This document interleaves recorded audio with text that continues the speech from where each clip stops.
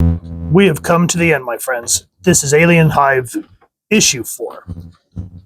And I just love the ominous feeling as we open the first page of these aliens just looking on at this lone, I guess you would call it, escape pod or shuttle, whatever you want to call it. If you haven't been keeping up, last couple of issues, our heroes got stranded on Hive World. I know I use the word heroes loosely here. I guess you can say our protagonists is a better term here. We come to find out that there is a ship surrounding Hive World trying to keep people from infiltrating it, taking the royal jelly and all that stuff. So they got shot down, and now they're trying to use one of the escape pods or shuttles that was down here doing recon work.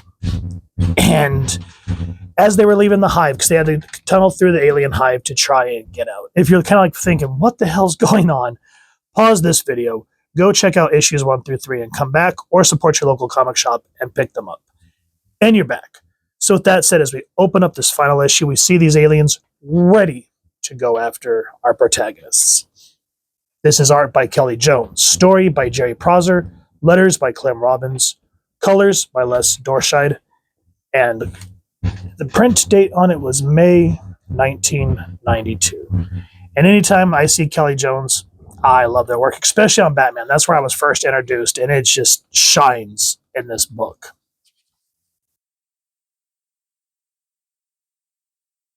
How do you feel? Now, Gil is an android. Dr. Stan Mayakovsky is a cybernetic genius who was brought here by, where is she? Julie, who is a master thief. She wants to get the biggest heist of Queen Mother Royal jelly ever. Stan uses it to alleviate the pains of the cancers that are riddling his body. And what brought these two characters together was the fact that with Stan's knowledge, he created an ant that infiltrated a hive and was successful. He wrote a book called Cyber Antics. Get it? Antics, haha. And they wanted to build an android alien that could do the same thing, that would help them with getting the Mother Royal jelly. So here he's just looking at his android Gil and says, how do you feel? Confused, exhilarated. It's hard to describe. It's called freedom. We'll discuss some of the ramifications later. How's the wrist? Stiff. What happened? And so Julie, last issue, they were using these like invisibility cloaks that basically the aliens, even though they went through the hive, couldn't detect them, but it ran out of time. So they had to make a hightail run to this shuttle. Julie got hit in the face with some of the aliens' acid. And he says, you fell and injured yourself. Don't think about it anymore. She seems to feel no pain. It's the jelly. Humans have ways of reprogramming ourselves as well. And then all of a sudden the comms go on. This is Potter, captain of the Grant Corporation ship Lancet. You are trespassing on Neo Farm property. Identify yourselves. And one thing that's interesting about Potter is you never see him as a character in this book. He's always this ominous face on the screen. And each time we see him, he's got those, as I described last issue, in the old days, like the old Western movies, the good guys wore white hats, the bad guys wore black hats. And in this, the way that they shadow his face very much has like that black, like bad guy mask going on. Now, another takeaway from this panel, y'all are probably thinking, what's the big deal here? For longtime readers, and if you guys have gone over Alien Genocides with us, which was the direct sequel after Earth War, a character named Grant, oh God, what's his name? I can't remember his last name. But anyway, he created Grant Industries, saying that humans would always need pharmaceuticals and got very rich. But he needed more of the Queen Mother Royal jelly, which set them on the course to Hive World. That's how genocide happened. His biggest rival was Neopharm, always thinking that Neopharm was out to sabotage him. Now, it's not really expanded upon in the comics, but if you go read the novelization, which I believe is called Harvest, this panel is drawn out and talks about how after genocide, because when they tried to use like synthesized royal jelly, people would go mad. And it's elaborated in both the novelization of Genocide and the comics. Here, in the novelization, it says that Xenozip is outlawed. Another reason why these two want to come to the planet to get it. And apparently Grant kind of fell out of the public eye after the events of Genocide because he had a change of heart about how things were done. And so he sold his company, I believe, to Neopharm. So right there, that's a lot of history to take in one tiny little panel, but it's a great way that they tie this book to its predecessor. That is just chef's kiss, because these came out before the novelizations, obviously. And so Stan responds, after all that, sorry guys, my name is Stanislaw Mayakovsky. Myself, a woman, and an android are all that is left of a survey mission. We were examining the Hive. Our ship was damaged, and we were forced down. We barely made it on board this ship. Prepare for boarding. You will be taking possession of the ship and all its contents. Thank you. We were very worried. We have someone who needs medical assistance. Or attention, whatever. Now what's interesting here is Gil. Kneels down, touches the hole in Julie's face, and then he just gets this weird, creepy ass look on his face, like it's like a child examining something for the first time. Because, in theory, for a lack of a better explanation here, Stan created them without the oh crap, who wrote the 3 Rules of Robotics? Ivanovsky, something like that. But anyway, so he has his own free will. So he's exploring all these new things, all these senses that he's not sure about. And then Stan says, do you think there will be any problems reaching us, Captain Potter? I mean, the creatures are very fierce. We are prepared. Click. Looks like visitors. We're in a difficult position. Even if we could get to the cockpit and take off, they could disable us as soon as we escape the planet's gravity and board us. The aliens provide us with a certain amount of protection. Potter's men will never be able to get through them to reach us. And so essentially he makes a plan with his captain in space called Hoban. Hoban's trying to evade the Lancet because last issue he found that there was a destroyed ship floating in the atmosphere. They're trying to get more information, and so now all that is finally starting to pay off in this last issue. Now as he makes plans with his captain, he says, essentially, Gil, please let her rest. Because we see that he just keeps examining her and touching her face like a new child. And then, again, it isn't elaborated on in the novelization. It says, here they come. And what's cool is last series, Genocide, when they came to Hive World, which was in the midst of a civil war, when Ripley and Newt and Hicks took the Queen Mother alien to Earth and captured her from Hive World, they had to use like force field domes to move. Now this guy, 10 years later, they have like little force field shields. It says, here they come. Gil, that is the aperture through the field. Do you see it? Classic strategy. Potter didn't anticipate their cleverness. So even though they have like these little force field shields, they get around and start to destroy them. Have you ever seen anything move so quickly? They'll never even know what hit them. And this guy just straight up gets gutted. It's over. It's over quickly for most. And so we see, not the ovipositor, I forget what that thing's called in terminologies. They get dogged down, and then it says, but some of them aren't so lucky. So we see them running off with hosts for the Xenomorph parasite.